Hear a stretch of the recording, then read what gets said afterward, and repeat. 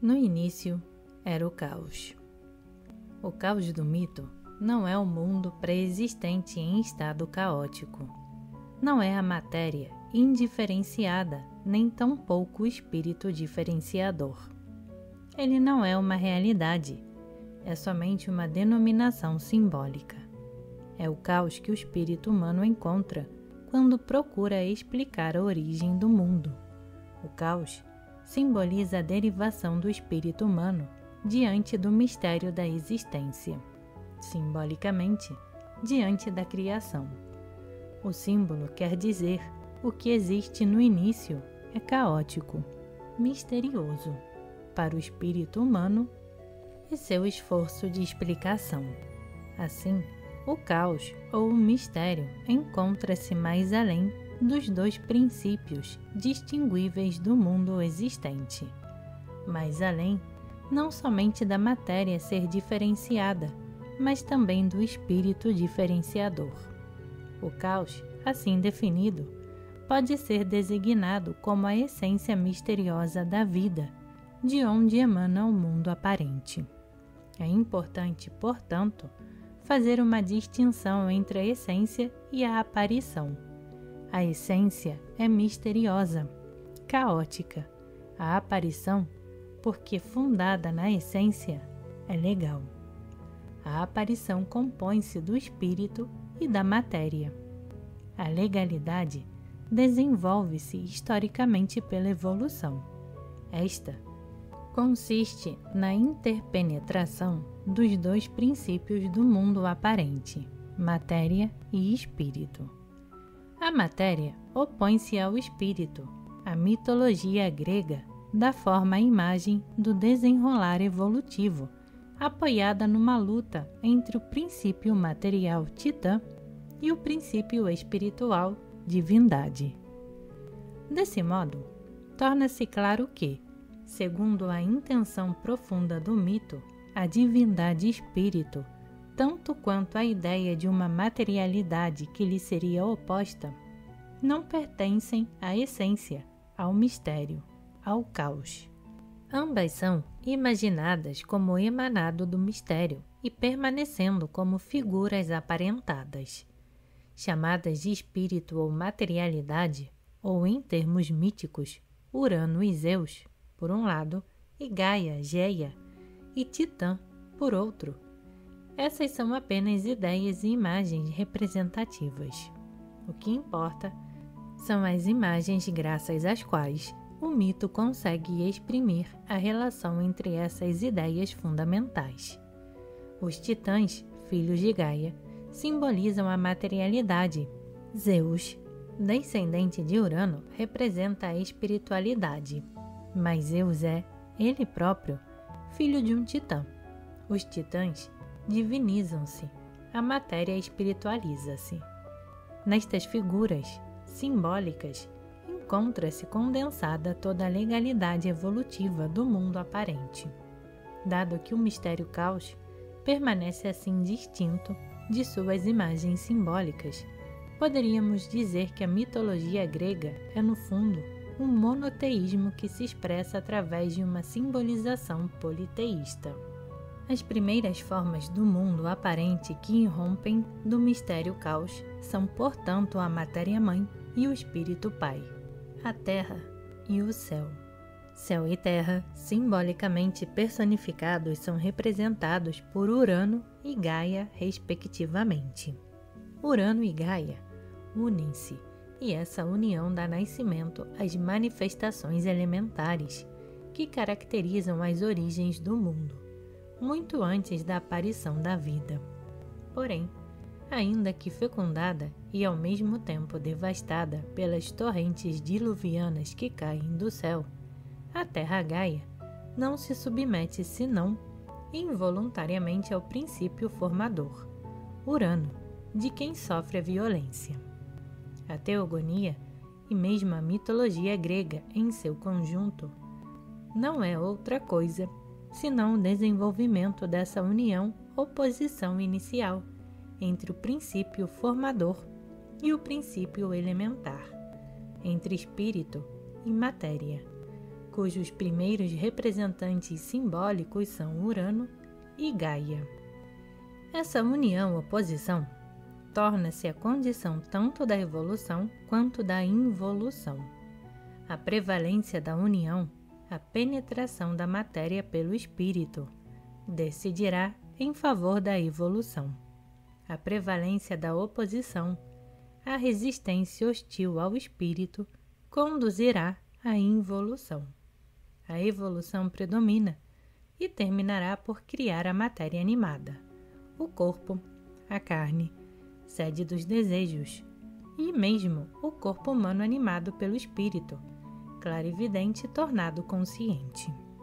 No plano consciente, na etapa humana da evolução, a união-oposição inicial, a evolução e involução, apresentar-se-á sob a forma espiritualização-perversão, tema comum a todos os mitos que, assim compreendidos, derivam da teogonia, do mito da criação do mundo e da vida.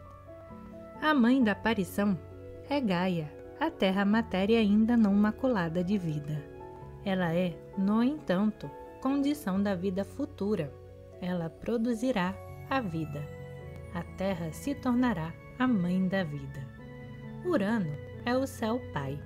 Representação artística de Urano assemelha-se de modo impressionante à imagem, propagada ainda em nossos dias, do Deus Pai Espírito. Imaginado como um ancião majestoso, deixa cair de seus braços amplamente abertos o manto azul do céu, enquanto o carro do Sol figura sobre sua efígie. Os filhos de Urano e Gaia são as consciências da união entre céu e terra, as forças elementares que aparecem sobre a Terra, sob a influência cósmica e estelar, as perturbações atmosféricas, os ciclones, a separação das águas, a formação dos oceanos, as erupções vulcânicas. Configura-se o desencadeamento dos elementos terra, ar, água, fogo. O mito personifica essas manifestações elementares nos titãs, nos cíclopes e nos hecatonquires, gigantes e sem braços. Estes personagens míticos simbolizam as forças selvagens e indomáveis da natureza nascente. Representam a primeira etapa da gestação evolutiva, os cataclismos pelos quais a Terra se prepara para tornar-se o lugar propício para a expansão da vida. Esse desencadeamento dos elementos possui, ao mesmo tempo, um alcance evolutivo, caracterizado pelos hecatonquires e, sobretudo, pelos cíclopes, e um aspecto devastador, representado pelos titãs. Estes são, assim, a primeira aparição do princípio do mal, da hostilidade em relação ao espírito ordenador. A realização entre os irmãos, cíclopes e titãs, encontra-se assim caracterizada pelo mesmo traço de união-oposição, que determina a discórdia inicial entre Gaia e Urano, entre matéria e espírito, discórdia essa que é a própria condição da insuficiência da aparição e, consequentemente, de sua evolução. A história dos cíclopes e dos titãs permanecerá intimamente ligada ao elemento formador e devastador por excelência, o fogo. Os cíclopes são imaginados trabalhando nos vulcões. Os titãs, pela ação de Zeus Espírito, terminarão sepultados sob os vulcões. Mas o próprio Urano levanta-se contra as forças desencadeadas da natureza, formando o contraprincípio indispensável à evolução. Urano, Pai Espírito, lança no Tártaro seus filhos inimigos, os titãs devastadores, demasiadamente inclinados à volta, demasiadamente ligados à matéria-terra sob sua forma elementar. Mas Gaia, a matéria em oposição ao projeto do espírito, liberta seus filhos preferidos e incita-os à revolta aberta contra o reino de Urano. Crono, O tempo, o filho mais rebelde de Gaia, a Terra em estado de gestação, destrona Urano. Ou seja, o princípio que coloca fim ao reino de Urano é a progressão temporal, a própria necessidade evolutiva. Crono mutila seu pai cortando-lhe os órgãos genitais com uma foice, símbolo da morte. Mas Urano é uma divindade imortal. Trata-se, portanto, de uma morte metafórica, o fim do reino. Mas a foice é também o emblema da ceifa, símbolo de uma nova esperança da colheita. Os órgãos genitais correspondem simbolicamente ao falo, que exprime menos a função de fruição que de força criadora. O órgão de Urano simboliza a força capaz de criar a vida. Apoderando-se dos órgãos genitais de Urano, Crono criará a vida. Entretanto, a era cheia de uma nova esperança é inaugurada pelo Titã revoltado, princípio do mal, que é contrário à esperança. A discórdia inicial, longe de apaziguar-se, ameaça acentuar-se. Do sangue de Urano nascem as eríneas, símbolo da culpa. A Terra será maculada pela vida. Não se trata da vida humana, pois Crono rege, como veremos, o reino animal. A culpa eríneas, que nasce do sangue de Urano, deve ser distinguida da culpabilidade humana, que, segundo uma outra versão do nascimento das eríneas, é filha de Hades, divindade rei do subconsciente. A culpa de Crono, que dá nascimento à vida, é de ordem biológica, e o nascimento da vida é miticamente concebido como uma mácula da criação, pois a vida em evolução fará finalmente nascer a culpa do ser consciente e individualmente responsável, a culpabilidade humana. Entretanto, a relação entre vida e culpa é ainda mais complexa. O simbolismo que representa o nascimento da culpa, por um lado, pelo sangue de Urano derramado pela revolta de Crono, e por outro, como filha de Hades, só pode ser compreendido em relação ao nascimento anterior à própria culpa. Nesse triplo nascimento da culpa, concentra-se a significação oculta da teogonia em seu conjunto. Compreender o sentido oculto do mito da teogonia é, antes de tudo, saber distinguir as diferentes significações da culpa mítica. Efetivamente, a teogonia compõe-se de 3 partes: os mitos de Urano, Crono e Zeus. Cada um destes mitos representa um novo aspecto da culpa nascente e seu desdobramento evolutivo. A teogonia, o mito da criação evolutiva, representa a evolução, tanto como uma amplificação evolutiva da culpa, quanto como um esforço sempre mais intensificado, destinado a superar a culpa. O mito de Urano narra simbolicamente a origem da culpa existencial. A existência manifesta é imaginada como expulsa, empurrada para fora do mistério caos, de onde resulta a discórdia inicial, a dualidade conflitiva, espírito Urano-céu e matéria Gaia-terra. A criação do universo e sua imanente discórdia titânica implica em sofrimento universal. Entretanto, antes da aparição da vida, culpa e sofrimento não são ainda vividos física e psiquicamente. A culpa é, por assim dizer, metafisicamente imanente, latente. Esta culpa latente concretiza-se com a aparição da vida, tornando-se culpa vital, culpa biológica, sofrimento vivido. Posto que a culpa é inerente a Urano, ela pode nascer de seu sangue derramado. Nascerá pelo crime de Crono, potencializando-se pela avidez da vida animal, ainda próxima da matéria. Mas a avidez da vida não implica unicamente o apetite material e o sofrimento dele resultante. A vida é também ávida por superar o sofrimento através da progressiva espiritualização. do impulso espiritualizador, nascerá, através das etapas evolutivas, o reino mítico do espírito Zeus, que representa, ao nível da realidade, o reino do animal tornado consciente, o advento do ser humano e da culpa individualizada. Ao nível consciente da vida humana, a culpa manifesta-se sob a forma da discórdia entre os desejos múltiplos, apego à terra-matéria, e o desejo essencial e evolutivo, o desejo de reencontrar, graças à espiritualização sublimação harmonizadora, o estado de unificação ideal, o retorno ao repouso no seio da essência mistério.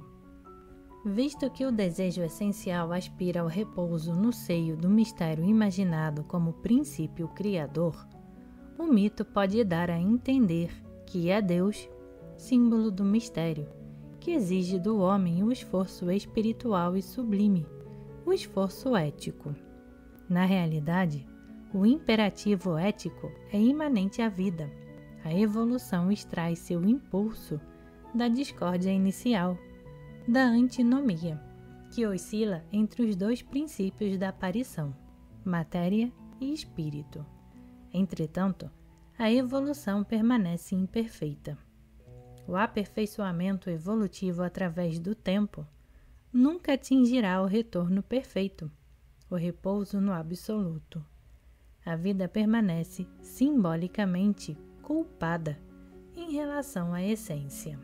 Crono significa o tempo e simboliza a fome devoradora da vida, o desejo insaciável.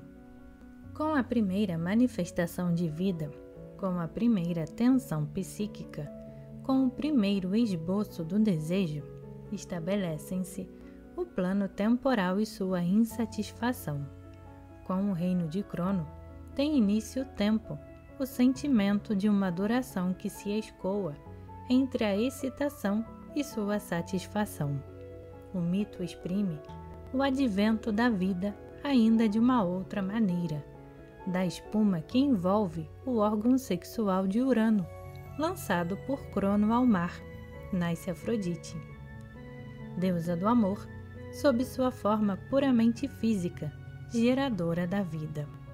No plano mais evoluído do psiquismo humano, no qual o amor se completa em sua união com a alma, cujo símbolo é a esposa de Zeus, Hera. O símbolo Afrodite representará a perversão sexual, pois o ato de fecundação pode ser buscado unicamente em função do prêmio do gozo que a natureza infundiu ao ato. A necessidade natural exalta-se então perversamente. Assim como Afrodite surge do mar, do mesmo modo, do mar nascem os primeiros germens da vida e suas primeiras formas evolutivas em estado de efervescência monstruosa. Mas a vida transbordará por toda a Terra. Esta terra vibrante de vida é simbolizada por Reia, esposa de Crono. Esta não tem mais o mesmo caráter de Gaia, a terra monstro, assolada por cataclismos. Reia é a terra enquanto mãe da vida animal, caracterizada pela fecundação transbordante. Ela também é festejada pelas danças delirantes e estáticas das coribantes, simbolizando o desencadeamento das forças vitais e a alegria de viver. Durante o reino de Crono e Reia, durante a era pré-consciente da vida animal, o sentido da vida parece ser muito mais sua efervescência que sua evolução. O tempo apresenta-se ainda como que cego, preenchido por uma vida absolutamente inconsciente de si. O tempo não tem ainda dimensões precisas e a vida ainda não se compreende a si mesma. Os seres vivos aparecem e desaparecem, nascem e morrem. Crono os devora. Entretanto, o impulso inconsciente desta vida, por assim dizer, imersa na materialidade, transformar-se-á em pulsão espiritual, o que, evidenciará o sentido dessa efervescência, conferindo-lhe uma direção precisa. Zeus, o filho divino do tempo devorador, nascerá. É predito a Crono que Zeus o destronará. É necessário desde a origem inerente à vida, que de sua insuficiência e de sua fome insaciável, nasça e renasça a necessidade de encontrar o caminho para a satisfação suprema, a espiritualização. O espírito Urano pode ser destronado pelo filho de Gaia, pela revolta titânica de Crono, mas ele não pode ser destruído. Urano continua vivo e, graças a seus conselhos, Rhea, a vida exuberante, consegue salvar da fome devoradora de Crono, do tempo, seu filho preferido, Zeus, o filho divino do tempo. O princípio da evolução que se encaminha para a espiritualização. Rhea dá a Crono uma pedra, matéria inanimada, para ser engolida no lugar de seu filho Zeus. Crono deixa-se enganar, pois o tempo insaciável não poderia distinguir entre matéria e espírito. Ele devora indistintamente os objetos e os seres. A vida cheia de júbilo, Rhea obtém a vitória sobre a morte, sobre o tempo indistintamente devorador.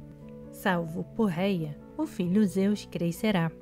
O impulso evolutivo atingirá o nível da vida consciente, representado por Zeus.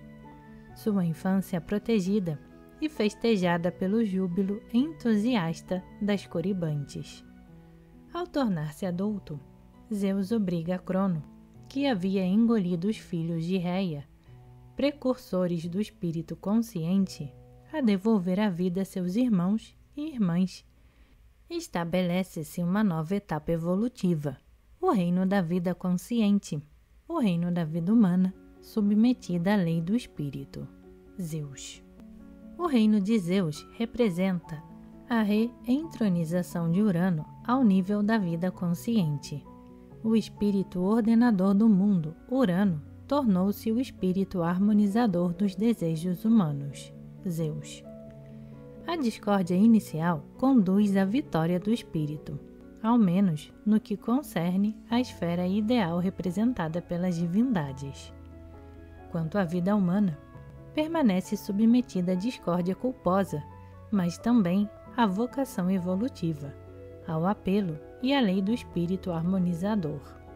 Zeus, socorrido por seus irmãos e irmãs, símbolos das qualidades sublimes e da legalidade que ajuda o espírito a governar, vê-se obrigado a proteger seu novo reino contra o assalto dos titãs, os irmãos sobreviventes de Crono.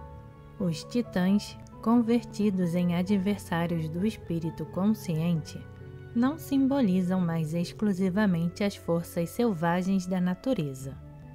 Lutando contra o espírito, eles representam as forças indomáveis da alma, que se opõem à espiritualização harmonizadora. Esta transposição da significação conforme a justaposição dos planos evolutivos constitui um procedimento geral da simbolização, tão válido para os titãs e os cíclopes, quanto para Urano, as Eríneas e Afrodite. O mito, preocupado em transpor a simbolização cósmica ao nível do plano psíquico, dará ao fogo, de origem vulcânica, em oposição à luz do espírito, a significação do intelecto. As forças selvagens da natureza nascente, que ao mesmo tempo devastam e, no entanto, formam a terra para que ela possa tornar-se mãe da vida, são precursoras do intelecto, que, em oposição ao espírito harmonizador, aderirá preferencialmente à terra, à satisfação dos desejos terrestres. Para satisfazer as necessidades primárias, o intelecto também começará por sulcar e trabalhar a terra, a agricultura, fundamento da expansão técnica e utilitária, para que esta possa mostrar-se clemente, mãe nutriz da vida. Mas o próprio intelecto ultrapassará os limites da necessidade natural e, multiplicando desordenadamente os desejos, se mostrará, por sua vez, como devastador titânico. Se os cíclopes, forças formadoras, simbolizam, enfim, o intelecto servidor fiel ao espírito, os titãs, forças devastadoras, desde a origem opostas ao espírito, terminarão por simbolizar o intelecto a serviço dos desejos desvairados, o intelecto revoltado contra o espírito, como o mito de Prometeu, filho dos titãs, criador do homem, o único ser vivo capaz de revoltar-se contra o espírito. São os servidores do espírito, os cíclopes, que forjam no fogo, símbolo do intelecto, a arma vitoriosa de Zeus. Esta arma é o raio relâmpago, símbolo do esclarecimento intuitivo e espiritual. A intuição esclarecedora só pode produzir-se depois de um trabalho preparatório realizado pelo intelecto servidor, que consiste em forjar na chama impulso a arma do espírito, quer dizer, a condição de sua combatividade vitoriosa. Esta condição é a previsão intelectual que elabora, que forja evolutivamente a linguagem e seus conceitos, armas indispensáveis para a clarividência intuitiva do espírito, que ilumina, ainda que por instantes de relâmpago, que se repetem, o sentido da vida, habitualmente obscuro e não obstante imperioso. Unicamente esse esclarecimento espiritual mostra-se capaz de despertar e sustentar o impulso, a combatividade sublime, o fulminar desse modo os titãs, impetuosidade dos desejos insubmissos e desordenados. Vencidos, Crono e os titãs são sepultados sob vulcões, cujas erupções simbolizam seu ódio indomável, quer dizer, a revolta dos desejos terrestres, princípio sobrevivente da materialidade. Esta, com efeito, a despeito do advento da era do espírito, do reino simbólico de Zeus, não está definitivamente apaziguada no ser humano, centro de toda simbolização. Somente ele está realmente vivo entre tantas figuras simbólicas que o rodeiam, imaginadas por ele como guias ou adversários, e cuja rivalidade é somente a projeção dos conflitos de sua alma. O combate que opõe, de um lado, Crono e os titãs, e de outro, os filhos de Crono, as divindades espirituais, simboliza o esforço evolutivo da formação do ser consciente que surge da animalidade. Mas, com a vitória obtida sobre Crono, o conflito inicial não desapareceu. O ser humano pode, num certo sentido, retornar à animalidade, segundo a expressão metafórica da linguagem que, frequentemente, junta-se à sabedoria mítica. O homem pode bestializar-se. Perdendo o impulso evolutivo, ele se banaliza.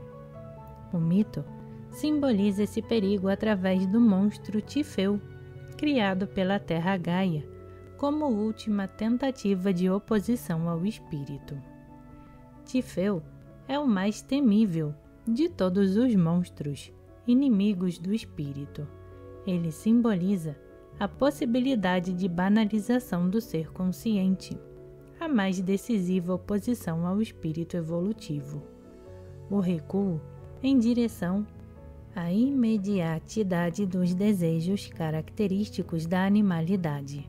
Com Tífeu, a criatura mais monstruosa da Terra, Matéria Gaia, renasce, concentrado num único símbolo, o perigo antes representado pelos titãs vencidos. Perigo que permanece, no entanto, insuficientemente domado pelo espírito. Esta significação encontra-se sublimada pelo nome Tífeu, que significa fogo devorador. Dado que o fogo é símbolo do intelecto, Tifeu representa, portanto, o nascimento da revolta destrutiva do intelecto, o mais ameaçador dos perigos que poderia levantar-se contra o reino do espírito Zeus. O monstro tem um aspecto tão aterrador que todos os deuses tomados de horror fogem dele. As qualidades sublimes desaparecem com a aproximação da banalização. Unicamente o espírito combatente pode esperar vencer a banalização. Miticamente, somente Zeus ousa enfrentar Tifeu. Mas mesmo que vencedor dos titãs, Zeus é derrotado por Tifeu. O monstro o lança por terra e corta-lhe os tendões dos pés. Veremos adiante, verificado por muitos exemplos, que o pé é símbolo da alma. Os tendões cortados significam, portanto, que a alma, a aspiração sublime, encontra-se reduzida à impotência, o que é precisamente a consequência da derrota infligida pela banalização. O espírito não é invulnerável, ele pode sucumbir ao assalto da banalização, e somente esta poderia chegar a fazê-lo perecer. Mas o ideal do espírito humano, Zeus, não sucumbirá definitivamente. Curando-se de suas feridas, reabilita-se de sua queda, e armando-se com seus raios, consegue abater Tifeu. Entretanto, o monstro da banalização, acoplando-se a Equidna, já havia engendrado uma progenitora nefasta.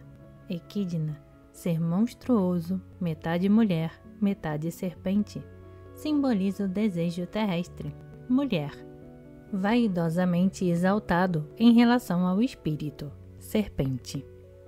Ela representa o outro perigo essencial, complemento da banalização, a exaltação sentimental em relação ao espírito, a nervosidade. Da união monstruosa dos dois perigos essenciais, a nervosidade e a banalização, Equidna e Tifeu, nasce a multidão de monstros que, a despeito da vitória de Zeus sobre Crono, os titãs e Tifeu, malgrado o advento da Era do Espírito, não cessam de assaltar o ser humano, que vive sob o reino de Zeus, a Quimera e a Esfinge, Medusa e Escila, e tantos outros perigos monstruosos que os homens amados pelos deuses, os filhos do Espírito, os heróis, são chamados a combater. Mas mesmo que esses perigos monstruosos continuem a ameaçar a vida humana, Crono é definitivamente destronado. Doravante, estabelece-se o reino do espírito. A terra não pertence mais à vida animal, mas ao ser humano. A vida tornou-se consciente e aspira a uma forma de manifestação ainda mais elevada. Esta aspiração supraconsciente é simbolizada pelas divindades olímpicas. A culpa de cada vida não mais se manifesta somente em sua forma biológica. Tornou-se o apelo do espírito, que se dirige ao indivíduo frequentemente rebelde, transformando-se em culpabilidade humana, suscetível de ser vaidosamente exaltada ou banalmente ostentada. Essa culpa essencial de cada vida, convertida em vaidade culposa de cada indivíduo, essa culpa individualizada, mas que carrega sempre seu caráter biológico e hereditário, consiste, portanto, em não participar da aspiração sublime da vida supraconsciente, em não preencher a tarefa essencial de toda a vida, simbolicamente o mandato de Zeus, em não se deixar animar pela pulsão evolutiva, tornada espírito consciente, em não espiritualizar e sublimar a fome devoradora do desejo, mas exaltar vaidosamente a aspiração sublime, em lugar de satisfazê-la realmente, ou sufocá-la pela banalização, atraído pela irresponsabilidade, traço característico da vida animal. As divindades que presidem simbolicamente ao reino do espírito, Zeus e seus irmãos e irmãs, representam a aspiração sublime, o ideal da vida consciente.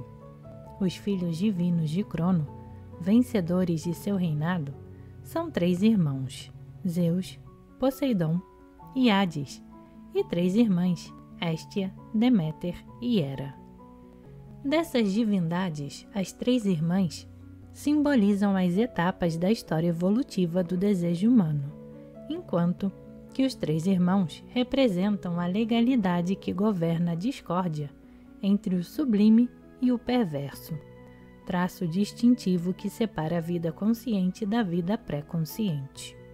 O esboço de uma tradução da teogonia ficaria incompleto se fosse negligenciada a necessidade de precisar ainda melhor a significação dessas divindades símbolos, representação idealizante das qualidades da psique humana. Hestia, a mais velha das filhas de Reia, alegria de viver, simboliza a pureza e a simplicidade do desejo terrestre, material e sexual. A necessidade elementar começa a cindir-se na multiplicidade dos desejos humanos, os quais, em sua virgindade, encontram-se ainda preservados do perigo dessa dispersão exaltativa, que será caracterizada pela impureza da perversão. O mito evidencia isso ao narrar que Hestia havia jurado perante Zeus permanecer virgem. Recusa a mão de Apolo e de Poseidon.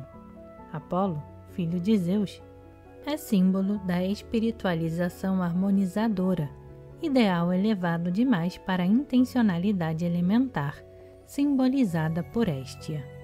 Poseidon, por outro lado, representa, como veremos, a legalidade que governa a banalização dos desejos múltiplos, sua insaciabilidade perversa.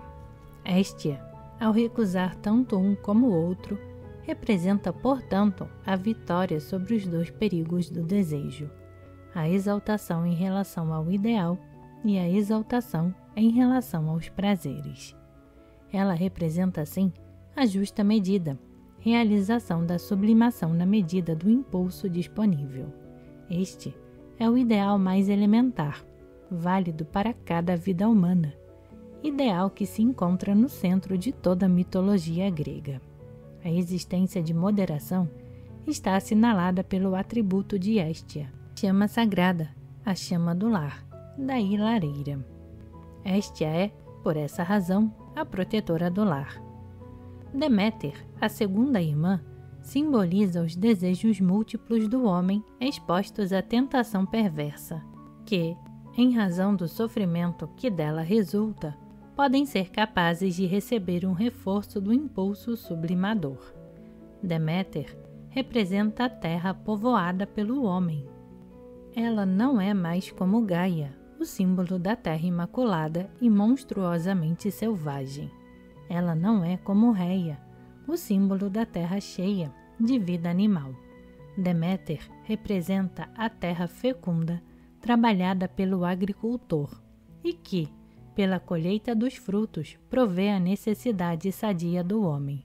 Deméter torna-se, assim, o símbolo dos desejos terrestres justificados, encontrando satisfação graças ao esforço hábil do intelecto servidor, que, ao cultivar a terra, permanece acessível ao apelo do espírito. Símbolo do desejo terrestre, embora justificado perante o espírito, Deméter não é elevada à categoria de esposa. Ela não está na mesma condição do espírito. Esposa do espírito Zeus é símbolo da sublimação perfeita do desejo. Representa a aspiração sublime na sua forma mais elevada, o amor. Ela simboliza o desejo objetivado, capaz de ultrapassar a satisfação subjetiva e corporal, e aspirar à doação de si, a comunhão da alma. Hera é o desejo que superou seu egocentrismo elementar. Torna-se o ideal da união sublime entre os homens e preside, no plano sexual, a correta eleição do companheiro e a união exclusiva e perene.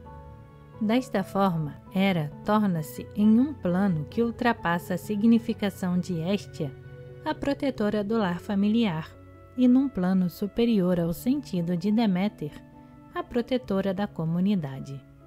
As três irmãs de Zeus, símbolo do objetivo supremo de todo o desejo humano, significam, portanto, a formação do desejo, Hestia, a satisfação ativa, Deméter, e sua sublimação, Hera. O casal supremo, Zeus-Hera, representa assim o ideal perfeito da espiritualização-sublimação. A Zeus, rei de todas as divindades, símbolo da legalidade que governa a espiritualização, unem-se e opõem-se seus dois irmãos, Hades e Poseidon. Eles simbolizam o contrário da espiritualização legal, a legalidade das duas formas da perversão. Hades, rei da região subterrânea, representa a legalidade que governa a inibição perversa do desejo, o recalcamento, a perversão. Poseidon preside a legalidade que governa a satisfação perversa do desejo, a banalização, a perversidade. Antes de passar para um estudo mais detalhado da banalização e suas diversas formas, vale insistir no fato de que a oposição entre Zeus e seus irmãos não tem nenhuma significação definitiva, assim como na intimidade mais profunda, lugar onde se manifestam as influências contraditórias das quais as divindades são apenas a personificação. Todas as transformações entre espiritualização, sublimação, banalização e recalcamento tornam-se possíveis. Da mesma forma, as três divindades irmãos, no fundo, são somente um único ser divino. A legalidade que preside ao trabalho intrapsíquico da transformação incessante da energia primitiva dos desejos. Poseidon e Hades não representam a banalização e a nervosidade, as duas formas de queda, mas a lei que as rege. Nesta lei encontra-se incluída a chance de elevação, a possibilidade de espiritualização-sublimação da perversão. Os dois irmãos da Suprema Divindade são, portanto, suscetíveis de abarcar sob certos aspectos a mesma significação que Zeus, com a condição, entretanto, que a transição significativa seja posta em relevo por meio de atributos suplementares. Hades, por exemplo, é frequentemente chamado Zeus infernal, visto que a perversão não é outra coisa que o próprio espírito tornado negativo, o espírito renegado, recalcado. Todas as transposições entre os três irmãos tornam-se assim possíveis e a mitologia utiliza-se de maneira bastante rica desta flexibilidade da simbolização.